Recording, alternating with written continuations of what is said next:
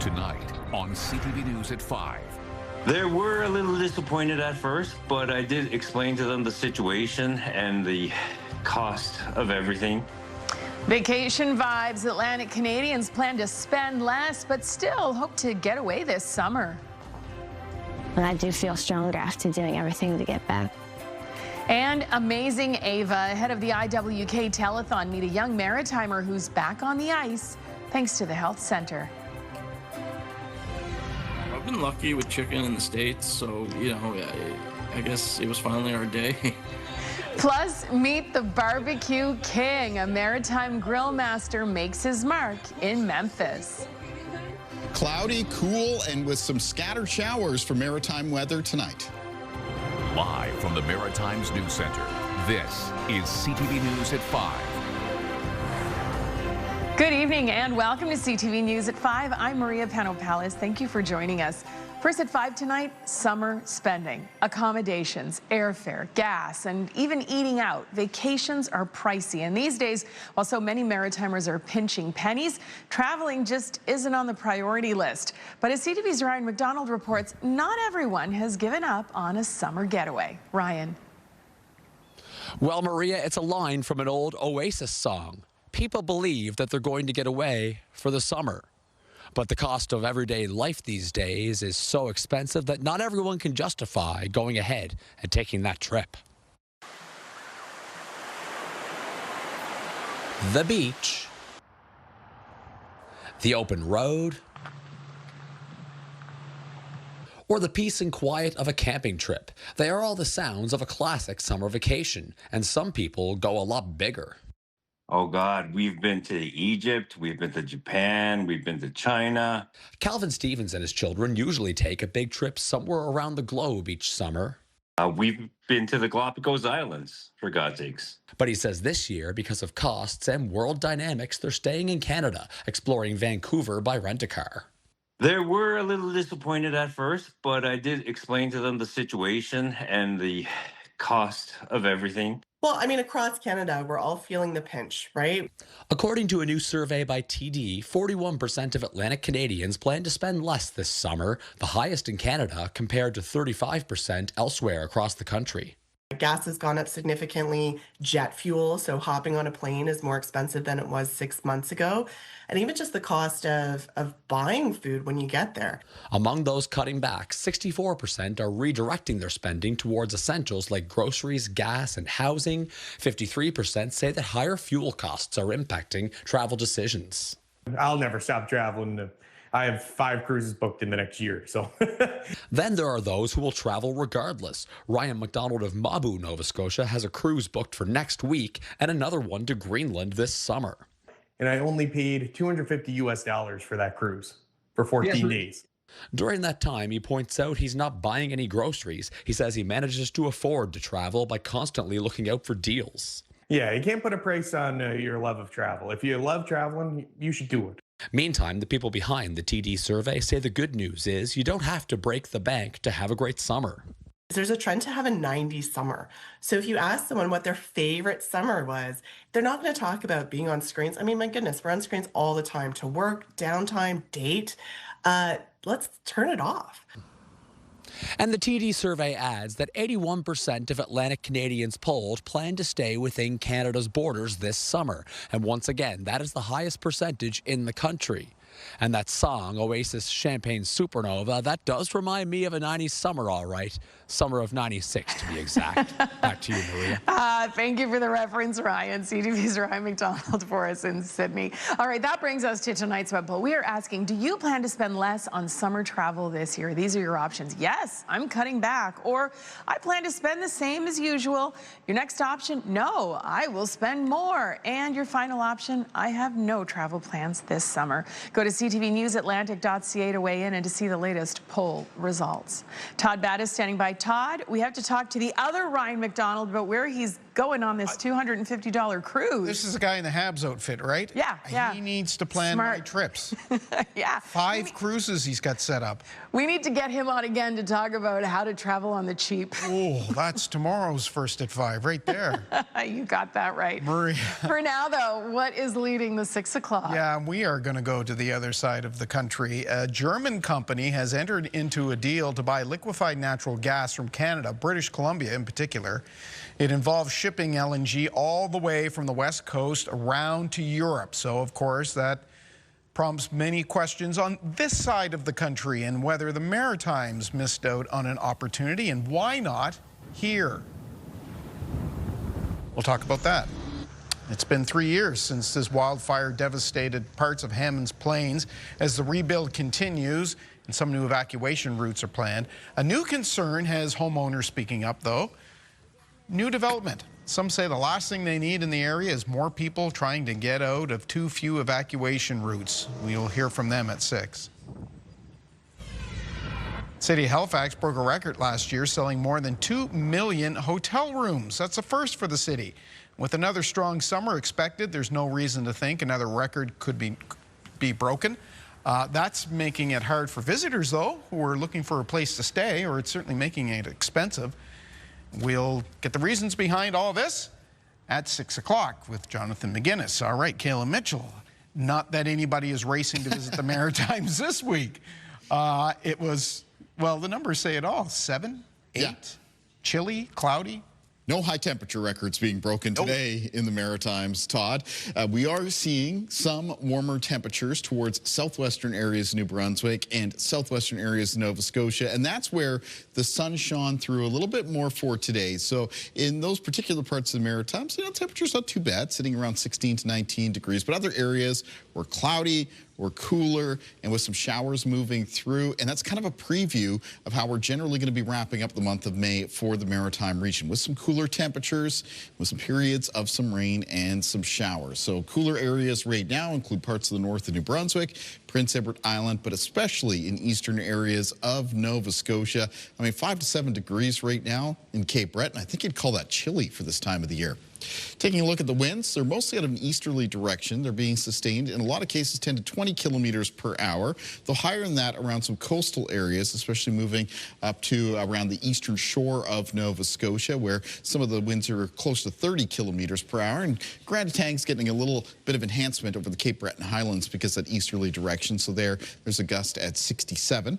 Over on radar and satellite, we do have a band of showers, and every once in a while there's been a small thunderstorm within this line of showers around the southwest of New Brunswick.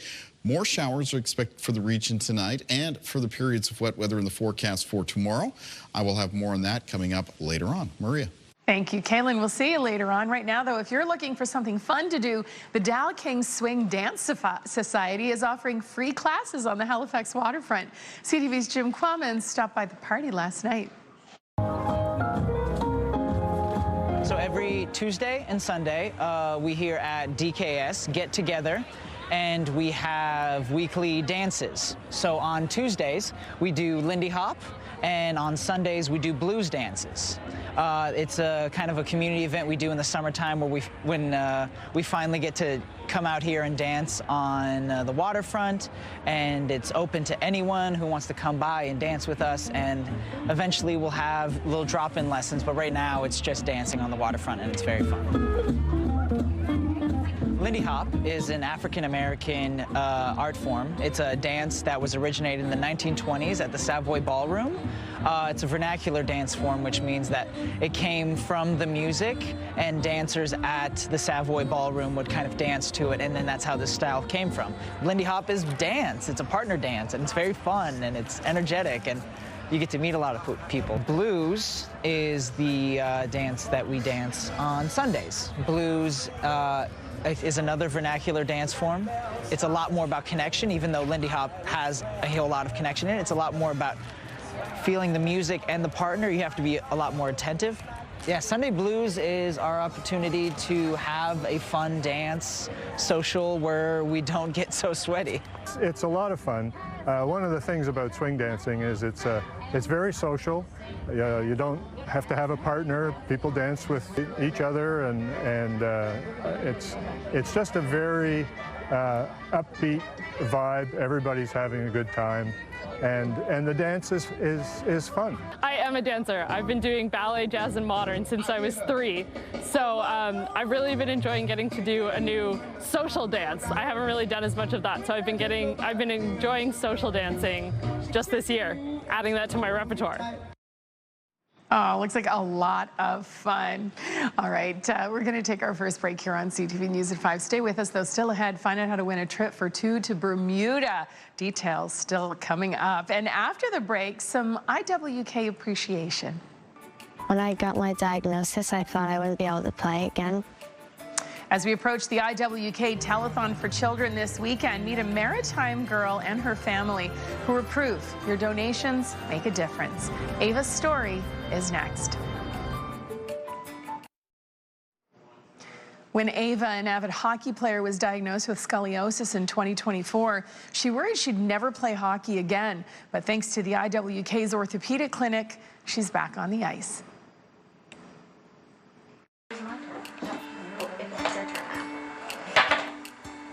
The Dowding family loves spending time together, grateful for moments like this and seeing Ava smile once again. She was very active, very energetic. You wouldn't know there was an issue, but she was masking quite well. An avid hockey player with big dreams, Ava was diagnosed with adolescent idiopathic scoliosis 2 years ago at 11 years old. Adolescent idiopathic scoliosis refers to an S-shaped curve of the spine or a lateral curve of the spine. This is quite a common condition, actually. It's present in 2 to 3% of teenagers and often occurs in patients who are perfectly healthy. When I got my diagnosis, I thought I wouldn't be able to play again, but I'm actually better after getting the surgery. Ava pushed through the pain until the day of her surgery in February of this year, when the curve in her spine progressed to a full 100 degrees, even visible on the ice under her hockey gear. The most common surgery that's done across Canada and around the world to treat adolescent idiopathic scoliosis is something called a posterior spinal fusion, where we implant 2 metal rods and often between 20 and 30 metal screws into the spine to straighten a patient's scoliosis and hold the spine straight in the future so the scoliosis doesn't progress. The Dowdings say Dr. Kevin Morash and the care team at IWK Health were with them every step of the way, even making sure Ava could watch the Four Nations Cup during her stay. Well, we had a 5-day stay at the IWK, and they were wonderful. They were really good. They made me feel like good and like not scared, because they're always like asking questions, seeing if I need anything. They're really like comforting too. Dr. Morash says IWK Health typically performs about 100 spinal fusion procedures a year. I think the role of community donations and support is bringing our hospital in terms of the resources, technology, equipment, and expertise to the international gold standard so that the children of our region can receive the same level of care that they can get at the best children's hospitals in the world. And that's really how we see ourselves at the IWK. As for Ava, she's a busy 13-year-old, keeping up with her physio routine and scoring plenty of goals. I do feel better like skating because it's more balanced than before. And I do feel stronger after doing everything to get back. Getting back on the ice, where she loves to be, filled with gratitude for the quality of care and compassion she and her family received at the IWK. We're very, very fortunate to have the IWK so close to home. Thank you for getting me through that, and now I can play hockey without being in pain. Oh, it's so nice to see her doing so well. By the way, the IWK Telethon for Children takes place this weekend on CTV, ctvatlantic.ca, and Crave. Don't miss the annual tribute show on Saturday evening featuring Neon Dreams, Renee Smith, Ian James, and so many more. The festivities run from 7 until 9 on Saturday. And then on Sunday, Steve Murphy, Todd Battis, and myself will join you live from the Lighthouse Arts Center in downtown Halifax for the Telethon broadcast, along with so many friends and familiar faces. That's live from 10 a.m. until 6 p.m. You can already donate online, Kaylin, at iwkfoundation.org. And this weekend, the phone line will open 1-800-595-2266 to make your pledge. looking forward to it. It is certainly a tradition. That's an understatement here at CTV. Yeah, it's always looking such an forward to amazing being part event. of it. Absolutely. Absolutely is right. And, well, we're hoping for some decent TV watching weather, I guess, if you're watching the telethon. Well, I don't know what that means. Qualify. Yeah. This is good weather to be inside watching some TV in Ballardry Island in Cape Breton. 5 degrees right now, quite chilly. I'll have more after the break. CTV and Bermuda Air want to send you on a Bermuda escape. One lucky viewer will win a trip for two to Bermuda, including round-trip airfare from Halifax Stanfield International Airport to St. George's, plus 3 nights in a deluxe water view room at Cambridge Beaches, Bermuda. To enter, go to ctvatlantic.ca or click on the QR code on your screen right now. We'll announce the winner on June 5th. Good luck, everybody. Kaylin Mitchell joins us now. Kaylin, yesterday I had the AC on. Today, the seat warmers. Please make it make sense. Well, it might be more seat warmers than AC to finish off the month of May. We do have some cool, even chilly conditions at times ahead for all 3 maritime provinces. It's sort of a tale of ups and downs in temperatures in the country right now, way up in parts of Western Canada, but here in the Maritimes, Atlantic Canada, we're on the downward part of that overall weather pattern. Looking at our sunrise and sunset times there, East Chesapeake, where it is a little bit of a raw easterly wind blowing in off the Atlantic for this evening. Taking a look at our weather systems map, barometric pressure is towards the lower side, and the reason for that is we have a little low pressure system that is making its way through. This is assisting in keeping a lot of cloud cover in place around a good portion of the Maritimes and producing some areas of showers. We have a band or a line of showers right now stretching from the north to the south across New Brunswick, coming through areas even like Campobello and Grand Manan. Every once in a while, there's been a small little thunderstorm that has popped up within this area of showers around the southwest of New Brunswick. The risk of a thunderstorm will continue to diminish as we make our way through this evening, but as you can see, that band of showers is progressing eastward, and that does mean as we make our way through this evening and tonight, some of those showers will be arriving in parts of Prince Edward Island areas of Nova Scotia. So tonight in the Maritimes, mostly cloudy skies, occasional showers passing through, and some more wet weather to talk about in the forecast for Thursday, which we'll see on our forecast timeline. So here's this band of showers, continues to head eastward as we make our way towards and past midnight, coming across Prince Edward Island, coming across Nova Scotia, but look what happens in behind it as we move into early Thursday morning. We have more rain and showers developing around the Maritime region. Now tomorrow, the wet weather is going to be steadiest in a few areas in particular. It's going to be Prince Edward Island, and it's going to be the eastern half of Nova Scotia, including Cape Breton. For Thursday, for that part of the Maritimes, I would call it basically rain. Showers for tomorrow in eastern areas of New Brunswick and a chance of showers into the southwest of Nova Scotia. Both of those areas, though, will be cloudier and with cooler temperatures compared to today. Taking a look at winds in the forecast for tonight, they remain mostly out of an easterly direction, and then tomorrow's winds will be out of the north and northeast for the Maritimes, sustained in a lot of cases 20 to 30 kilometers per hour with occasional gusts between 30 and 50. Looking at low temperatures in the forecast for tonight in the province of New Brunswick, they've fallen to a range of around 5 to 10 degrees, down to around 6 degrees for Charlottetown and Summerside and Prince Edward Island for tonight. And in Nova Scotia, in the east of the province, a lot of lows between 4 and 8 degrees. And in the southwest of Nova Scotia, a lot of low temperatures between 8 and 10. Here's a look at the highs in the forecast for Thursday for the province of New Brunswick, mostly high single digits and low teens. Looking at around 8 degrees for Charlottetown and Prince Edward Island. Eastern areas of Nova Scotia with highs between 6 and 10. And in western areas of Nova Scotia, some high temperatures between 10 and 15. In the forecast for Friday, very similar weather conditions, mostly cloudy, some areas of rain in eastern parts of the region, a chance of showers in western parts of the region, and temperatures that are below average for this late into the month of May. Let's take a look at our weather watcher for tonight. Tonight's weather watcher is coming in from 6-year-old Grayson Carr from Mazaral Settlement, New Brunswick. Grayson has sent us a drawing of spending a sunny day at the pool with Dad. Thank you, Grayson. Hopefully we have some sunny days ahead of us for the month of June. Maria. Thank you, Kaylin. Time for a break. When we come back, we bring the heat in this story. I'm Brianne Foley in Halifax, where we meet a Nova Scotian who was crowned Poultry King in Memphis. We'll fire up the grill on that story coming up tonight on CTV News at 5.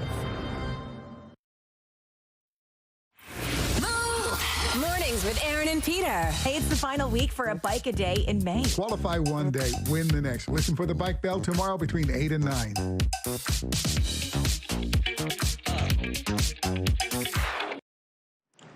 We are fired up about this next story. A Nova Scotia grill master turned heads and taste buds at an international competition in Memphis recently. CTV's Brianne Foley introduces us to the Maritimer who smoked the competition.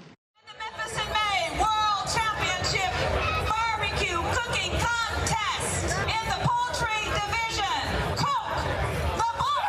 Bill Gaudette and his team went into Memphis and came out barbecue champions. I mean, almost all of our meats did really well there this year. It was our best showing by far.